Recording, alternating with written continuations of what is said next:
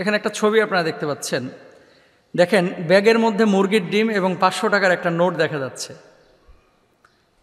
খুব খেয়াল করেন, যদিও এটা মুরগির ডিম দেখা যাচ্ছে, কিন্তু মায়ের যে ভালোবাসা, এই ভালোবাসার প্রতিদান আল্লাহর দরবারে এই মা কি পাবেন। ছোট্ট ডিম দাম কয় টাকা হবে? 10 টাকা 15 টাকা, কিন্তু এর ভালোবাসা এবং মায়া মমতাটা এটা 10 কোটি টাকার সমান। হ্যান্ডব্যাগ আর কি, ব্যাগের মধ্যে মুরগির ডিম আর 500 টাকার একটা নোট দেখা যাচ্ছে। কি প্রশ্ন লিখেছেন দেখেন মোহতারাম। এই ছবিটি আমি সোশ্যাল মাধ্যম থেকে একজনের পোস্ট থেকে নিয়েছি।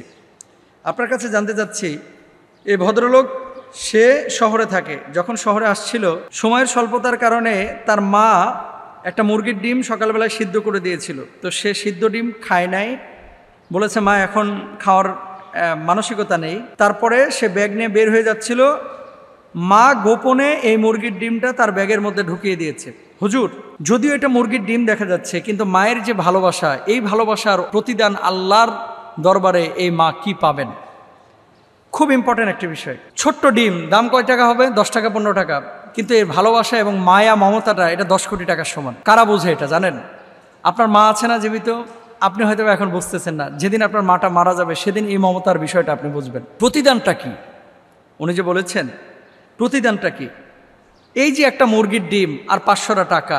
অনেক সময় আমরা যখন ঢাকায় আসতাম পড়াশোনা করার জন্য, ওই মার জমানো 2 টাকা 5 টাকা 7 টাকা 10 টাকা এগুলো মুষ্টিবদ্ধ করে বা ওই যে আঁচল থেকে খুলে মুষ্টিবদ্ধ করে সন্তানের হাতে দিয়ে দিত। আপনারা যারা প্রবাসে অনেকেই থাকেন, প্রবাসীরাও দেখা যায় যে যখন বাড়ি থেকে চলে যাচ্ছে ওই মার এই আপনার আঁচলে গুজা 200 টাকার নোট হাতে দিয়ে বলে, বাবা এয়ারপোর্টে কিছু কিনে খাস।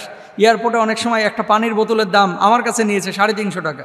তুরস্কে একটা পানির বোতলের দাম আমার কাছে নিয়েছে 750 টাকা বাংলাদেশি টাকায়, ডলারে কনভার্ট করে। তো 200 টাকা এয়ারপোর্টে কি হয়? তারপরে মা ওই 200 টাকা সন্তানের হাতে তুলে দেয়। মারা হয় সহজ সরল, মারা কখনো রুক্ষ মেজাজের হয় না। মারা সব সন্তানকেই ছোট মনে করে।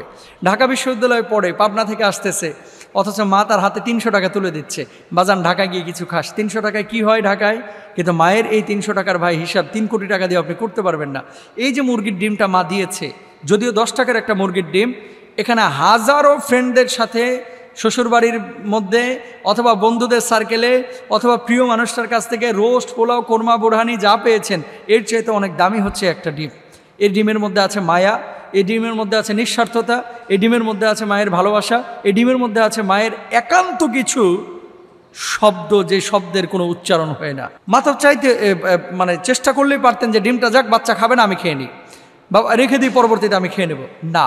এই জন্য আল্লাহ রাসূল সাল্লাল্লাহু আলাইহি ওয়াসাল্লাম বলেছেন, আল জান্নাতু তাহতা আকদামিল উম্মাহাত, মায়ের পায়ের নিচে সন্তানের বেহেশত। আজকের পৃথিবীতে দেখেন আপনার মায়ের পেটটা কত বড়, আধা হাত লম্বা। এই পেটটার মধ্যে 10 মাস 10 দিন আপনাকে আপনার মা জায়গা দিয়েছে। কিন্তু আমাদের সমাজে এই সন্তানটা বড় হয়ে পরে 5 তলা বাড়ি করেছে, 2 তলা বাড়ি করেছে, বিশাল বিল্ডিং করেছে, অথচ মাকে জায়গা দিতে চায় না। এর চাইতে লজ্জাস্কর, এর চাইতে হীন, এর চাইতে নিকৃষ্ট কোনো বিষয় কোনো সন্তানের জন্য হতে পারে না।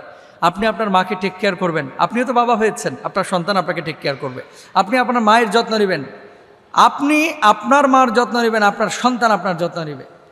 বাপমা বড় দামি সম্পদ। আল্লাহ রাসূল সাল্লাল্লাহু আলাইহি ওয়াসাল্লাম বলেছেন, হুমা জান্নাতুকা ওয়া নারুক, বাবা মা তোমার জান্নাত, বাবা মা তোমার জাহান্নাম। বাপ মাকে খুশি রাখবা, আল্লাহর জান্নাতে যাবা। বাপ মাকেও খুশি রাখবা, আল্লাহ রাব্বুল আলামিনের জাহান্নামে যাবা। আল্লাহ সুবহানাহু ওয়া তাআলা বাপ মা বড় নিয়ামত করে পৃথিবীর বুকে দিয়েছেন। ওয়াবুদুল্লাহ ওয়ালা তুশরিকু বিহি শাইআ ওয়া বিল ওয়ালিদাইনি ইহসানা। সূরা নিসা, সূরা বনী ইসরাঈল, সূরা আরাফ, অসংখ্য আয়াতে আল্লাহ সুবহানাহু ওয়া তাআলা এই কথাগুলো বলেছেন যে আল্লাহর ইবাদত করো, আল্লাহর সাথে কাউকে শরীক করো না, বাপমার সঙ্গে ভালো আচরণ করো, বিশেষ করে বুড়ি অবস্থায়। কারণ সে সময় মানুষ যত বয়স্ক হয়, বুড়াবুড়ি হয়, মানুষের শিশুসুলভ একটা আচরণ চলে আসে, মানুষ অন্যের উপরে নির্ভরশীল হয়ে যায়। সুতরাং বিশেষ করে বুড়ি অবস্থায় বাপমার আমরা খেদমত করব। এবং মায়ের প্রতিদানটা কি হবে কিয়ামতের ময়দানে? দেখেন আল্লাহ রাসূল বলছেন, কোনো মা যদি সন্তান জন্ম দেওয়ার সময় মারা যায়, তাহলে সেই মাকে আল্লাহ তাআলা শাহাদাতের মর্যাদা দান করেন। মা যে বুকুর থেকে স্তনে থেকে দুধ পান করাচ্ছে, এই দুধের বদলতে আল্লাহ সুবহানাহু ওয়া তাআলা তাকে সওয়াব দিয়ে থাকেন। কিয়ামতের ময়দানে এই সন্তান লালন পালনের জন্য বাপ মাকে আল্লাহ সুবহানাহু ওয়া তাআলা জান্নাতের ফয়সালা করবেন, যদি ঈমান আনার পরে সৎ কাজ করে কবরে যাইতে পারে। আল্লাহ তাআলা আমাদের সবাইকে তৌফিক দান করুন। আসসালামু আলাইকুম।